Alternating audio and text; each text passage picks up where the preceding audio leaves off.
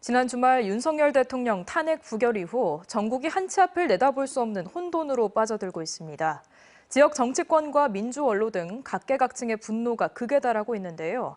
내란 속의 윤석열 체포와 국민의힘 해산을 한 목소리로 외쳤습니다. 송정근 기자입니다. 광주 지방의회 의원들이 하얀 미용 가운을 입고 5.18 민주광장에 앉았습니다. 바리캉을 든 미용사들은 의원들의 머리를 지체 없이 깎습니다. 8명의 지방의원들이 머리를 삭발한 건데 내란 속의 피의자 윤석열 대통령과 탄핵 표결에 불참한 국민의힘 의원들을 규탄했습니다.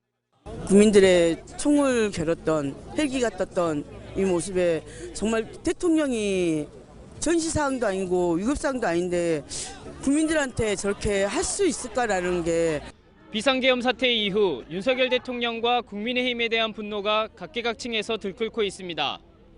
민주 원로들도 한자리에 모였습니다. 원로들의 요구도 하나 같았습니다. 내란 속의 윤석열 대통령을 구속하고 한동훈 대표와 한덕수 국무총리는 제2의 쿠데타를 즉각 중단하라는 거였습니다.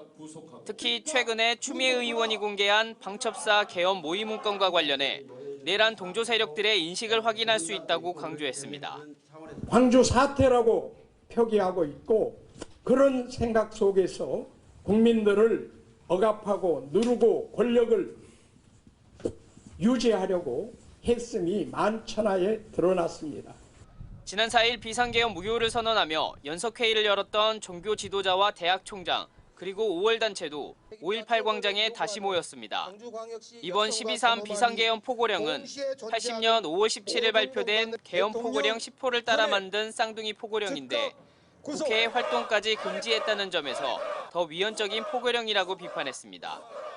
윤석열과 내란 주동자들이 12.3 계엄을 통해 전두환 군부 독재로의 해결을 꿈꿨다는 의구심은 사실로 바뀌고 있으며 한편 광주의 한 공공기관 대표는 윤석열 정부가 배포한 국정지표 액자를 떼어내 비상계엄 선포 사태에 항의했습니다.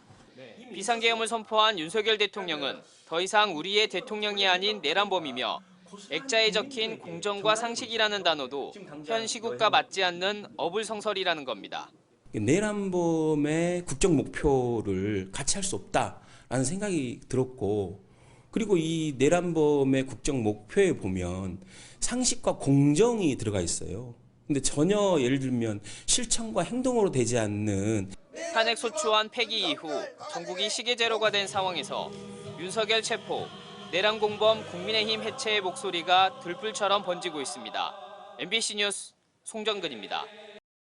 언제 어디서나 내 손 안의 뉴스. 광주 MBC 뉴스 유튜브 구독으로 함께하세요.